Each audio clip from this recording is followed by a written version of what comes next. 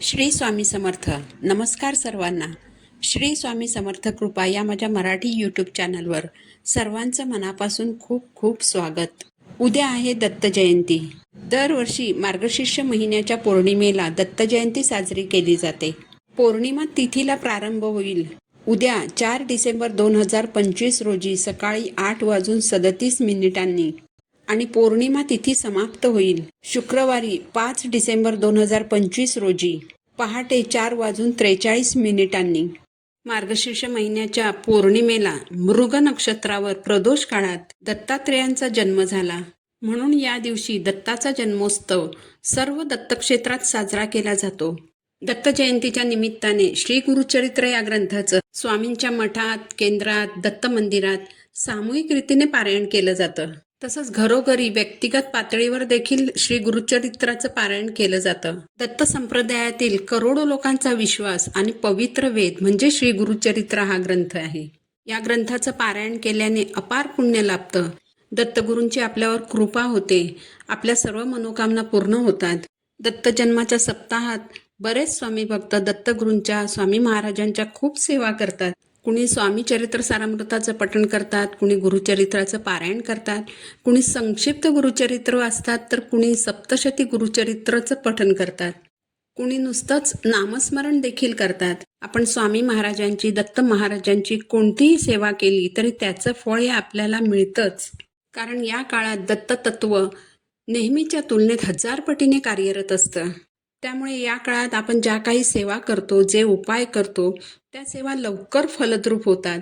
दत्त जयंतीच्या दिवशी जर आपण मनोभावे दत्ताची उपासना केली तर त्याचं 1000 पटीने जास्त फळ आपल्याला मिळणार आहे. त्यामुळेच दत्त जयंतीच्या दिवशी आपल्याला एक उपाय करायचा आहे. या उपायामुळे आपल्या आयुष्यातील सर्व समस्या, संकट, अडचणी दूर होणार आहेत. आपण प्रापंचिक माणसं असल्यामुळे आपल्या आयुष्यात अडचणी, समस्या या असतातच. जसं की नोकरी मिळत नाही, नोकरी असेल तर मेहनत करूनही हवा तसा मोबदला मिळत नाही, कष्टाला नशिबाची साथ मिळत नाही, मुलांच्या शिक्षणविषयक समस्या असतात, मुलं मोठी असतील तर नोकरीविषयक समस्या असतात, विवाहविषयक समस्या असतात. तर अशा या सर्व समस्यांमधून बाहेर पडण्यासाठी आपल्याला दत्त जयंतीला एक अतिशय प्रभावी उपाय करायचा आहे. तर हा उपाय कोणता आहे हे जाणून घेण्यासाठी तुम्ही व्हिडिओ शेवटपर्यंत पहा. चॅनलवर नवीन असाल तर चॅनलला सबस्क्राईब करा. तर या दत्त जयंतीच्या दिवशी आपल्याला 3 फुलांचा अगदी साधा, सोपा पण अत्यंत प्रभावी असा उपाय करायचा आहे. हा उपाय तुम्ही उद्या दिवसभरात कधीही करू शकता. कारण उद्या सकाळी 8:37 संपूर्ण दिवसभर पौर्णिमा तिथी असणार आहे. त्यामुळे उद्या सकाळी जर हा उपाय करायला तुम्हाला वेळ मिळाला नाही तर अख्ख्या दिवसभरात हा उपाय तुम्ही करू शकता. अगदी रात्री उशिरापर्यंत सुद्धा तुम्ही हा उपाय करू शकता. कारण पौर्णिमा तिथी 5 डिसेंबर रोजी पहाटे 4:45 पर्यंत असणार आहे. तर पौर्णिमा तिथी संपायच्या आत हा उपाय तुम्हाला करायचा आहे. यासाठी सकाळी लवकर उठायचं, पाण्यात थोडीशी हळद टाकून स्नान करायचं. पौर्णिमेचा दिवस असल्याने हळद घातलेलं पाणी आपल्या मुख्य दरवाजाच्या बाहेर शिंपडायचं. उंबरठ्यावर हळदीचं लेपन करायचं. मुख्य दरवाजा स्वच्छ करायचा. त्यावर स्वस्तिक चिन्ह रेखाटायचं. यामुळे नकारात्मक शक्ती आपल्या घरात शिरत नाहीत. नकारात्मक शक्तींचा आपल्या घरातील सदस्यांवर परिणाम होत नाही. यानंतर आपल्याला जो उपाय करायचा आहे त्यासाठी आपल्याला 3 फुलं घ्यायची आहेत. ही फुलं पिवळ्या रंगाचीच असावीत. तुम्ही झेंडूची पिवळी फुलं घेऊ शकता किंवा शेवंतीची पिवळी फुलं घेऊ शकता किंवा तुम्हाला शक्य असतील तर तुम्ही चाफ्याची 3 फुलंही घेऊ शकता. दत्तगुरूंना पिवळा रंग अतिशय प्रिय आहे आणि चाफ्याची पिवळी फुलं आपल्या स्वामी महाराजांना किती प्रिय आहेत हे तर सर्वांना माहीत आहेच. म्हणूनच आपल्याला पिवळ्या रंगाची 3 ताजी आणि चांगली फुलं घ्यायची आहेत. यानंतर आपल्याला 3 चांगल्या अख्ख्या अशा अक्षता घ्यायच्या आहेत. या 3 अक्षतांना हळद लावून पिवळं करायचं. यासोबतच आपल्याला 1 तांब्या भरून पाणी घ्यायचं आहे. त्यात चिमूटभर हळद आणि 1 चमचा साखर टाकायची आणि 1 तुपाचा दिवा घ्यायचा. या सर्व वस्तू घेऊन आपल्याला जवळच्या स्वामी महाराजांच्या मठात किंवा दत्त महाराजांच्या मंदिरात जायचं आहे. जर तुमच्या घराच्या जवळपास स्वामींचा मठ नसेल, केंद्र नसेल किंवा मग दत्त मंदिरही नसेल तर हा उपाय तुम्ही भोलेनाथांच्या मंदिरात जाऊन केलात तरी चालेल.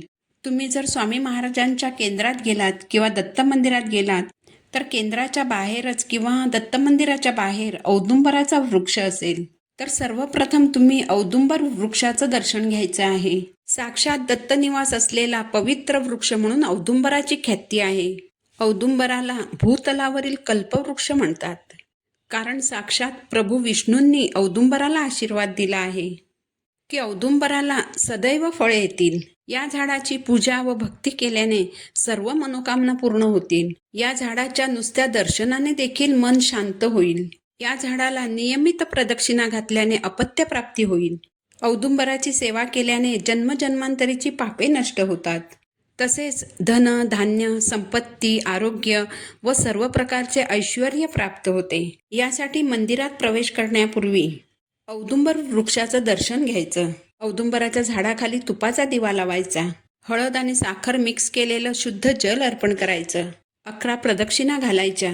प्रदक्षिणा घालताना तुम्ही अवधूत चिंतन श्री गुरुदेव दत्त या मंत्राचा जप करायचा. यानंतर मंदिरामध्ये जायचं.